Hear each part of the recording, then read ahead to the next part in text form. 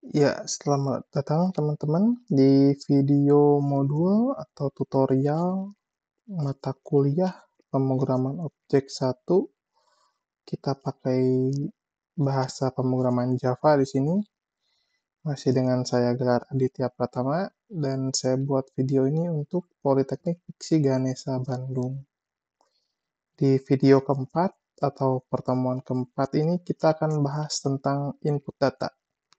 Sebelumnya, di pertemuan sebelumnya itu data-datanya sudah dalam bentuk variabel ya. Kita harus edit dulu untuk mengganti value-nya. Nah, kalau di pertemuan 4 ini, isi datanya kita inputkan sendiri nih oleh user. Agak berbeda dengan sebelumnya ya. Nah, makanya kita akan coba pelajari bagaimana caranya input data di Java ini. Ya, kita mulai aja. Kita buka dulu NetBeans-nya. Dan kita bikin dulu project-nya seperti biasa ya. Pakai Java N, Java Application. Dan jangan lupa dikasih nama sesuai dengan pertemuannya. Ini pertemuan 4 ya. Karena saya udah punya pertemuan 4, kasih nama pertemuan 4B. Ini lokasinya jangan lupa. Dan juga nama kelasnya dikasih nama com dan inisial masing-masing. Username masing-masing lah kayak gini. Lalu kita finish aja ya. Oke. Nah, ini saya sudah bikin bahannya dulu. Pertama, kita menggunakan impor sebuah library ini di sini. Namanya adalah scanner. Itu ada tempatnya adalah di java.util.scanner. Jadi kalau di pertemuan-pertemuan sebelumnya kita belum pernah import sesuatu nih. Nah, sekarang kita coba import library punyanya Java. Namanya java.util.scanner. Kita impor di bawah nama package ya. Lalu kita bikin juga nih variabel global ya. Namanya keyboard nih. Jadi kita bikin public static scanner tadi ya. Kita kasih nama keyboard sama dengan new scanner system.in. Nah, jadi kita akan input via keyboard ya. Kita akan ngetik inputannya. Lalu di dalam fungsi main-nya kita ada dua fungsi nih. Fungsi input mahasiswa juga fungsi input aritmatika. Kita akan fokus dulu di fungsi input mahasiswa. Oke, ini kita bikin aja. Nama fungsi adalah public static void fungsi input mahasiswa. Oke. Di sini kita bikin beberapa variabel. Dengan tipe string kita punya nama, kelas, dan alamat ya. Lalu dengan tipe integer kita punya tahun masuk. Dengan tipe data double usia. Karena bisa jadi kan usianya misalkan 20,5 gitu kan ya. Jadi pakai double ya. Lalu kita kasih tipe data booleannya adalah sudah vaksin. Berarti kan jawabannya antara ya atau tidak aja ya. Lalu kita bikin juga nanti ada inputannya itu adalah true false ya atau nanti y atau t. Nah, ini bisa dua nih. Jadi kita bikin dulu pernah COVID-1 itu dengan tipe data string, lalu ada pernah COVID-2 dengan tipe data boolean, dan kita kasih default value-nya adalah false. Oke. Ini adalah variabel tempat kita menyimpan datanya. Ingat ya, di sini kita belum kasih data apapun nih. Masih kosongan aja. Karena datanya akan kita input di sini nanti. Oke, selanjutnya ini sih hanya judul biasa aja ya, seperti yang pertemuan sebelumnya kita kasih judul kayak gini, kasih garis gitu ya. Input data mahasiswa gitu. Lalu kita print sesuatu nih. Nah, printnya tidak print line, tidak print ln, tapi print biasa supaya si kursornya masih ada di baris yang sama dengan ini.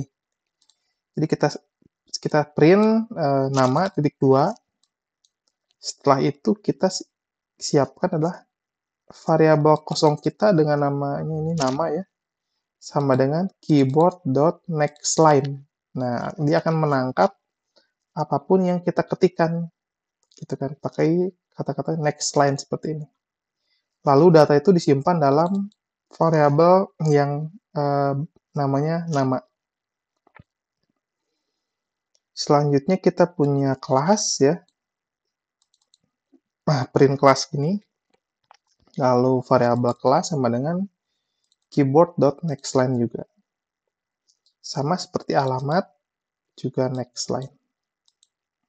Nah, agak berbeda dengan tahun masuk. Tahun masuk ini kan integer ya.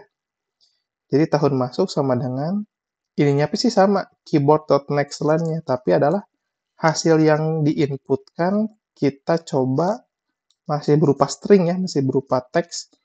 Kita coba convert ke integer dengan cara integer.parseinteger dalam kurung isinya adalah keyboard.nextLine kayak gitu. Usia pun sama, kita print dulu usia, tapi karena usianya di sini adalah double, maka kita konversikan nih double.parse double lalu keyboard.nextLine. Jadi ditangkap dulu apapun itu datanya, lalu kita konversikan gitu ya. Mau konversikan ke integer atau ke double. Lalu ini pun sama nih, sudah vaksin, nah isiannya itu bisa true atau false. Jadi benar-benar kita ngetikin true atau false ya. Ditangkap dulu di dalam sudah vaksin, tapi ini dikonversi ya dari string si keyboard, kita konversi ke tipe boolean. Tapi ya tidak seperti itu juga, true atau false juga bisa kita menggunakan seperti ini, Y atau T aja gitu ya. Kalau kita pengen menggunakannya Y atau T juga bisa seperti ini. Maka tertangkapnya adalah pernah COVID-1 dengan tipe data string aja, kayak gitu. Jadi tidak perlu konversi-konversi pakai parse integer atau parse double atau parse boolean, kita hanya untuk menangkap huruf Y atau T aja, seperti ini. Oke, data udah tersimpan nih. Apa yang selanjutnya dilakukan adalah ya kita print balik si data yang tersimpan tadi. Misalkan adalah hasil inputannya adalah nama, ya udah print nama. Kelas, kita print lagi kelasnya. Alamat, kita print alamat. Tahun masuk juga print, tahun masuknya, usia. Dan sudah vaksin pun kita print sudah vaksin. Nah, yang agak berbeda dari sini adalah kalau kita tadi input yang tadi nih, pernah COVID ya. Di sini ada pengecekan dulu nih. Jika pernah COVID equals dengan Y kecil, atau ya, garis-garis pipe atau garis berdiri kayak gini, dua itu adalah atau ya. Jika pernah COVID 1 itu equals dengan Y kecil atau equals dengan Y besar, maka pernah COVID 2, nah ini nama variabelnya, dikasih true gitu kan ya. Lalu kita printnya adalah pernah COVID, ya di print pernah COVID-nya. Tapi jika tidak, gitu kan ya, teks inputannya T atau T kecil atau T besar, maka pernah COVID kita isi dengan false, gitu ya. Juga kita print sudah pernah COVID ini, pernah COVID, pernah COVID dengan kata-kata pernah COVID. Tapi jika bukan Y atau bukan T, kita print inputan salah kayak gini. Jadi memang hanya menerima Y dan T saja ya. Kayak gini. Lalu ini print biasa sih hanya untuk spasi kosong aja. Kita coba dulu ya apa yang terjadi. Nah, ini outputnya. Pertama dia nunggu nih. Pertama judul dulu kan, ini input data mahasiswa. Di sini kita ada nama. Dia nunggu kita masukin sesuatu nih. Misal nama A deh. Kelasnya B.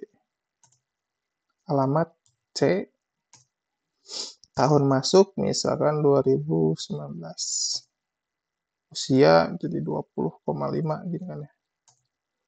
Sudah vaksin misalkan true. Pernah COVID T deh nih ya. Nah, langsung berhenti inputan dan langsung nge-print sesuatu, betul ya, nama ABC gitu.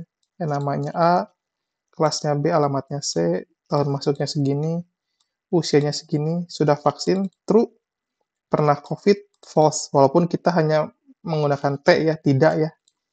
Tapi isinya tetap boolean false karena kita menggunakan fungsi pengecekan di sini.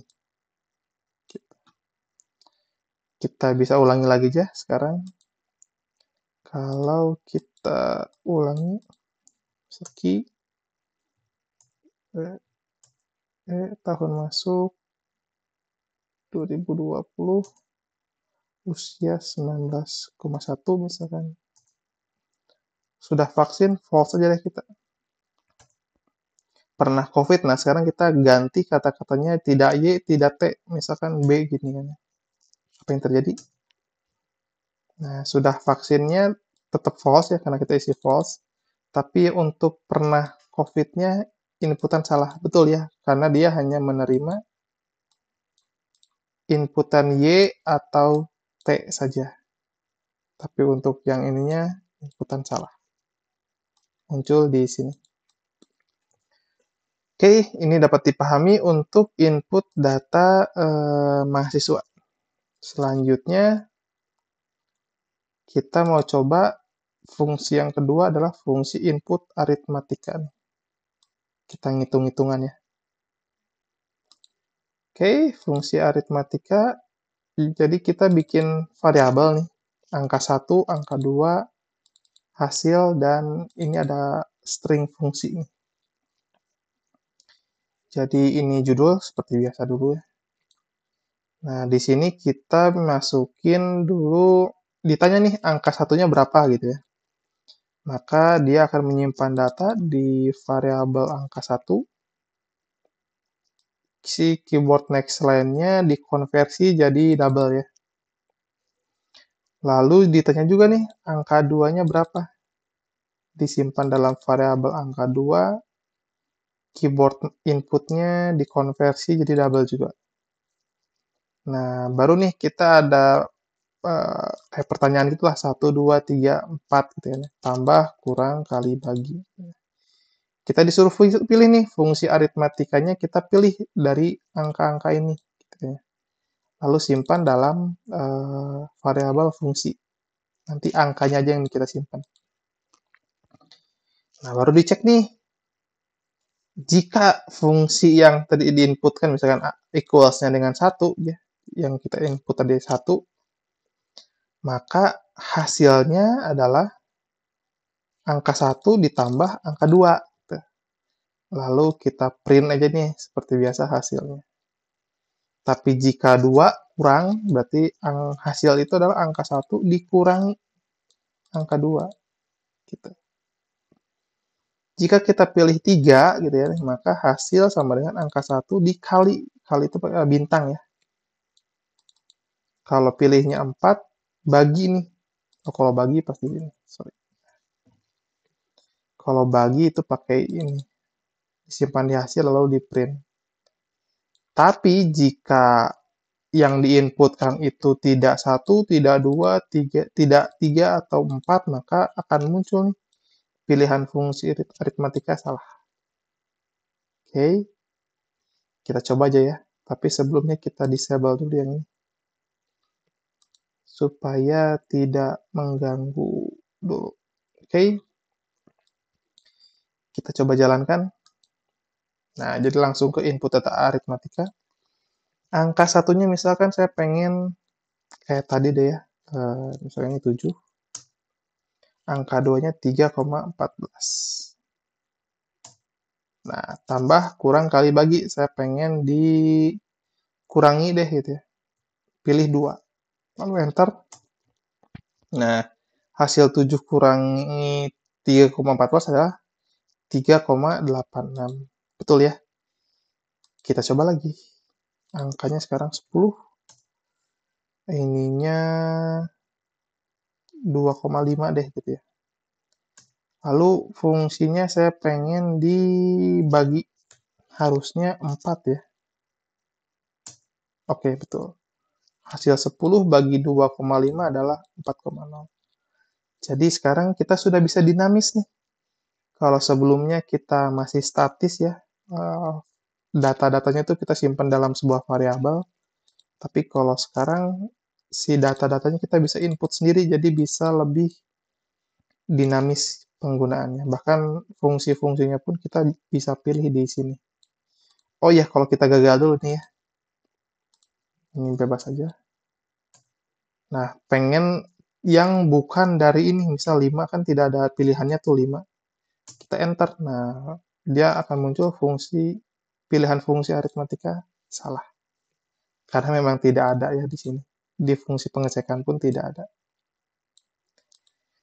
Seperti itu sih. Kita coba aktifkan lagi yang ini. Jadi sekarang kalau kita jalankan, dua fungsi sekaligus akan muncul ya. Kita coba. Oke, pertama input data mahasiswa lagi.